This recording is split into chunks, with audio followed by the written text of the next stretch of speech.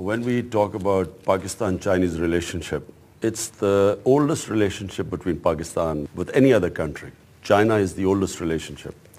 And since I'm almost as old as Pakistan, I know how the relationship has evolved.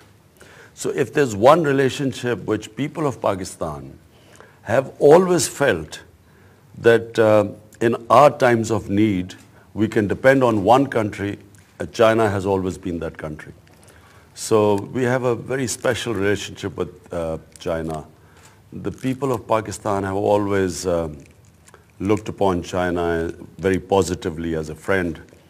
And recently, with the CPEC, it has given a great opportunity for Pakistan to bring in foreign investment, to get out of the difficult economic situation which we are in. We feel that this is a great opportunity. Fortunately for Pakistan, China is the fastest growing economy in the world, second biggest economy in the world. And for Pakistan, a country that has enormous potential, but unfortunately through mismanagement, we have not really achieved that potential. Through poor governance, corruption being one of the main reasons. Corruption is always a reason which stops a country from achieving its potential. And now we have a lot to learn from China, because China went through a lot of problems which we face right now. China too had a lot of corruption. China had a lot of poverty. But the way China has dealt with both corruption as well as reducing poverty has been an example for not just Pakistan, but actually for a lot of the developing world. And we can learn more from China because China has recently developed, as opposed to the Western economies which have been developed, for a long time. I mean, they're way ahead of us in terms of the development evolution. They are way ahead of us. Whereas China has, since it's recently developed, we can identify a lot of problems which we are facing right now, which China managed to remove and move forward. So we can learn more from China than any other country. It's my second official visit anywhere. The first visit was to Saudi Arabia, and this is the next visit to China. I'm looking forward to it. I've only once been to China before, and that was 7 years back. As I said before, Pakistan can learn from the Chinese experience more than any other developed country. And what I hope to learn from is meeting the Chinese leadership, how we can benefit from Chinese experience. So particularly two fields. One is, of course, corruption, because fighting corruption is an expertise which we are still struggling to have. I mean, there's low crime, which is easy, but then there is white-collar crime, which needs speciality. It needs expertise, which we are struggling in Pakistan. Since President Xi came to power, 4 or 5 years, China has over 400 big, powerful people have been convicted of corruption. So we are struggling in that area. So that's number one area which I hope to learn when I'm in China. Secondly is poverty alleviation. Just what China has achieved, no country in human history has managed to achieve, getting 700 million people out of poverty in 30 years. Main plank of a manifesto is to bring people out of poverty. So this is one area where I look forward to meeting the Chinese leadership and learn from all the various steps taken to take people out of poverty. Clearly, it's just not one step, it's a series of steps taken which has made China achieve this incredible feat which no nation has ever achieved. And then the other things, urban development, pollution, so many things which we face right now which China faced and overcame. Areas in agriculture, China has progressed very fast, and we can learn from the Chinese experience, raise our yields, help our farmers. One of the reasons how you can remove poverty is removing rural poverty, which is on making the small farmer make money by higher yields and so on. So in different areas, I hope to learn a lot. Pakistan needs to export. Our trade balance with China is imbalanced. because we import far, far more than we export to China. We want to get some help in pushing our exports. Our main problem in Pakistan right now is current account deficit. So, this is a great opportunity. There's a Pakistan pavilion where we will be exhibiting our exports. President Xi, by inviting me at this time, has enabled us to exhibit items which we can export. It's a great honor to be able to speak at this occasion as one of the chief guests. So I find that I'm humbled by this. It's a great honor to be invited. Secondly, our main export is textiles. So, and we also know China also exports textiles, but, we are hoping that, we will be exporting more value-added textiles. Then basically we have agricultural products, we have sports goods, we have surgical equipment which we export from Pakistan, leather goods. CPEC was always going to be in stages. So the first stage was basically a road, then trying to develop Gwadar, which is the second deepest port after Singapore, and ideally located. Then there were some power projects that became part of CPEC. But now is the next phase where we really hope that CPEC would bring in investment in Pakistan. We will have some technology transfer from China. In our special economic zones, we will be able to attract industry which can help us export. Because our main problem in Pakistan is we have declining exports.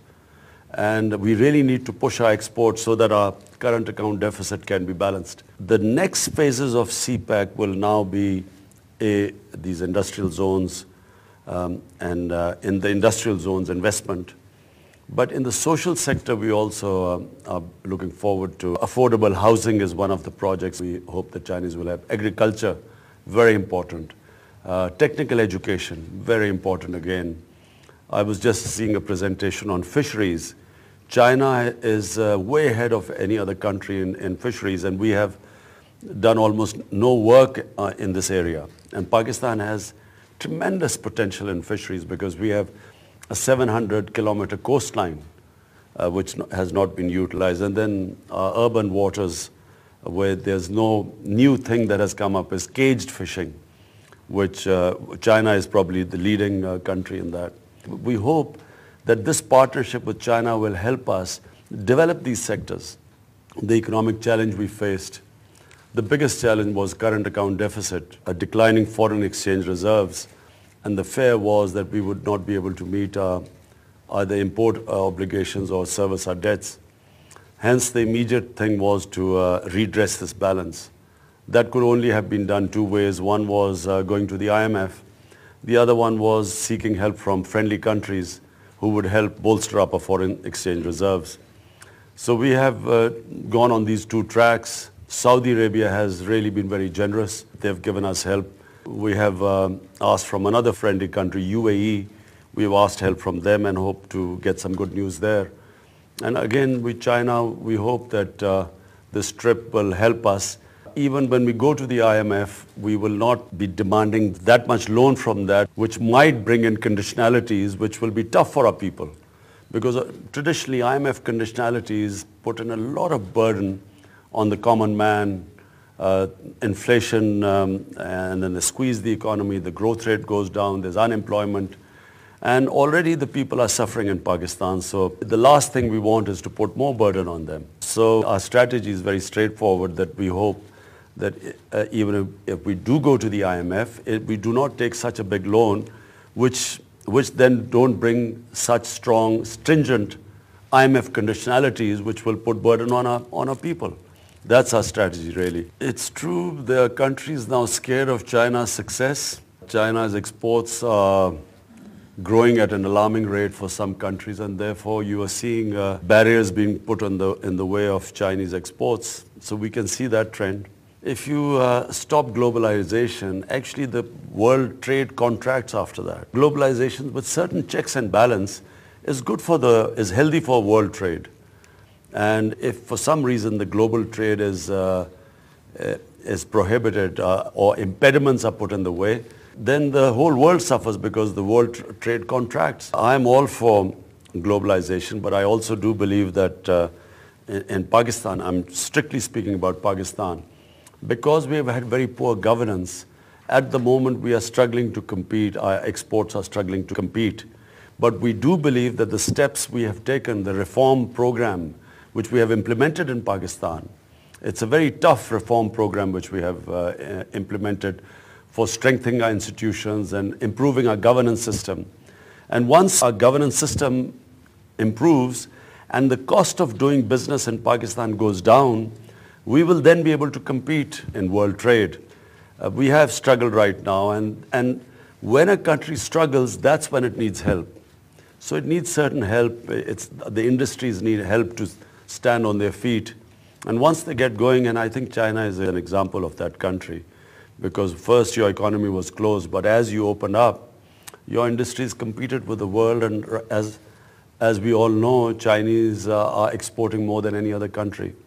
So one of the reasons, of course, also is to learn from the Chinese experience.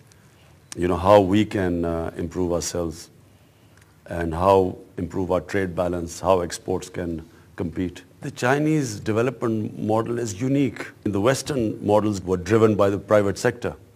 So it was the private sector which the United States, it was driven by very powerful players in the private industry.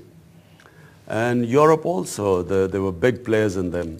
But Chinese model has been driven by the government and government-led development, which is unique. So China has had these long-term plans, and then they have had the discipline to stick to that trajectory to fulfill these long-term plans.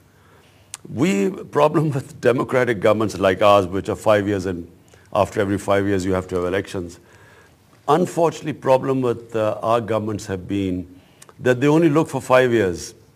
So all their concentration is that at the end of 5 years they should have done something which will enable them to win the elections. That always distorts the development model, because development ideally is always long-term. If you do not have long-term development goals, then you will not be able to do what China has done. And China's success has been these incredible, the way they have fulfilled their long-term goals all along the way, what they have achieved. I don't think any country has had that success. But then China has done it through government-led growth, which is again very rare. And that's also, the advantage is they've had been able to plan long-term, and secondly, they've had the discipline to stick to these the long-term goals. तवील मुद्दती plan करेंगे तो मुल्क तरक्की करेगा। वज़ीर-ए-आज़म इमरान खान चीनी